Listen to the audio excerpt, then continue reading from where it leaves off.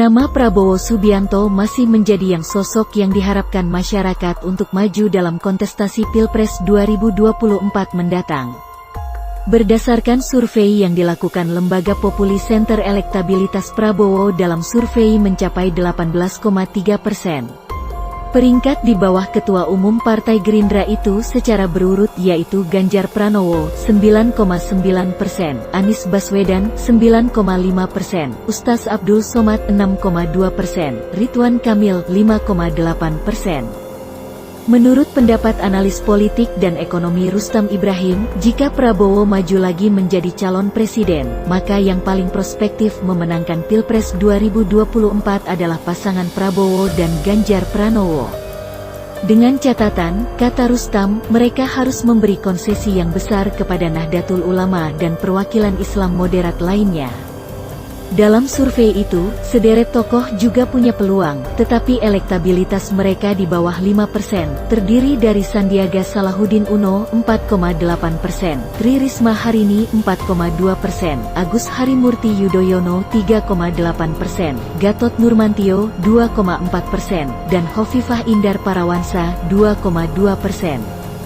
Prabowo yang telah 2 kali dikalahkan Joko Widodo di pemilu, dalam sejumlah survei terhadap elektabilitas, menempati peringkat atas.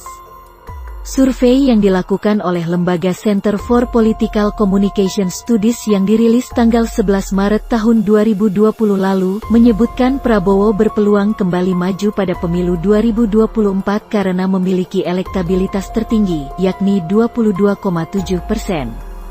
Sementara Anies Baswedan membayangi 13,8%, disusul cawapresnya Prabowo pada pemilu 2019 Sandiaga Uno 12,1%.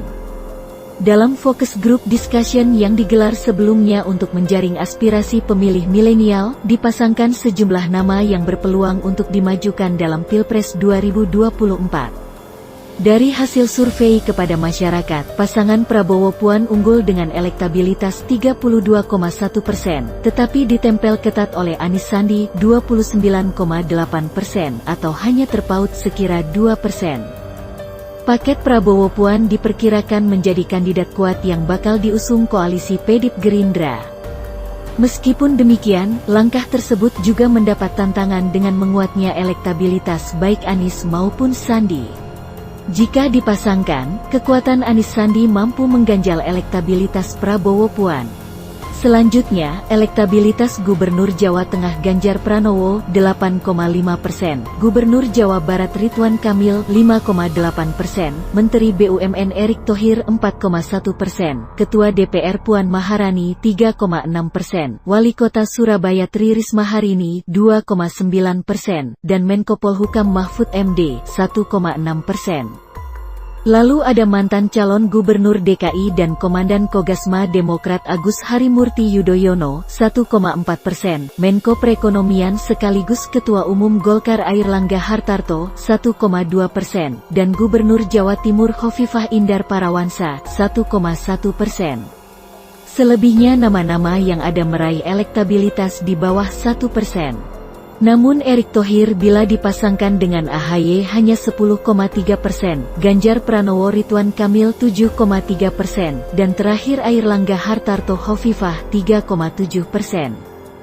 Selain Prabowo, di antara Menteri Jokowi yang paling bersinar adalah Erick Thohir, terlihat dari tingginya elektabilitas capres maupun ketika dipasangkan, tutur Okta. Survei CPCS dilakukan pada 20–29 Februari tahun 2020 dengan jumlah responden 1.200 orang mewakili seluruh provinsi di Indonesia.